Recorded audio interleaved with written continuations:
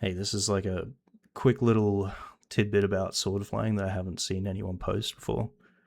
So I discovered when I was learning that you don't actually have to worry about the timing between reload and shoot. You have to hit shoot really fast after reload, but you can't overlap it like you can with the switch. So, particularly on high FPS, on PC, on mouse and keyboard, this is really good. Uh, what I've done is I've bound two keys that when I press them together, I always press one first.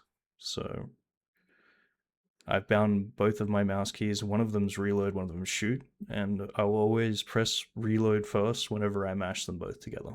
So it'll reload shoot for me in one press, essentially. So I've just double bound two keys that are comfortable, where when I press them, one always presses before the other, and then I bound the first one to reload and the second one to shoot. And that makes it so you don't have to worry about doing 3 inputs. Now you're only doing 2 inputs, right? So you hold switch, you let go of switch, and then you hit your double bind. And that'll just basically do the second part of it for you. So now you only have to worry about actually timing the delay. So if you go too early, you'll make the cancel not work, and then you'll have to wait out the sword animation. But if you go too late, it won't work, and then you just have to hit the window. So once you've practiced just switching and attacking so that you know every time you're pressing both of these buttons at once, you're always getting the cancel and attack. So you do it slow at first, so make sure you're always getting the cancel and attack.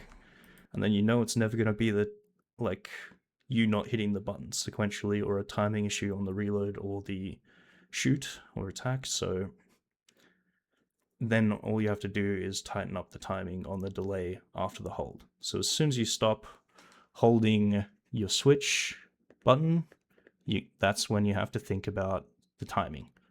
So how long you delay in between that and hitting your double bind is the only thing that matters with this method. So the only thing you need for this is just a gaming mouse that has 2 buttons that have higher points. So my G502 has that. I believe the Superlight has that.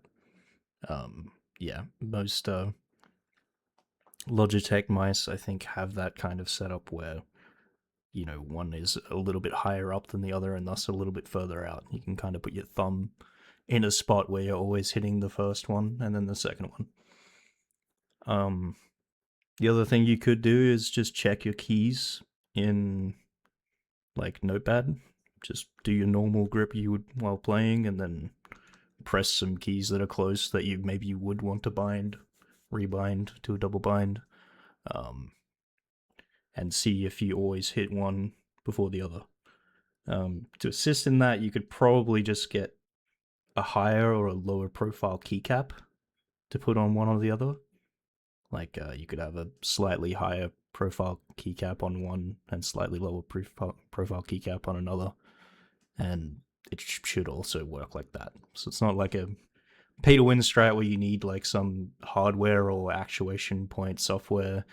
It's just you just literally can put a bigger keycap on or a smaller keycap on another key.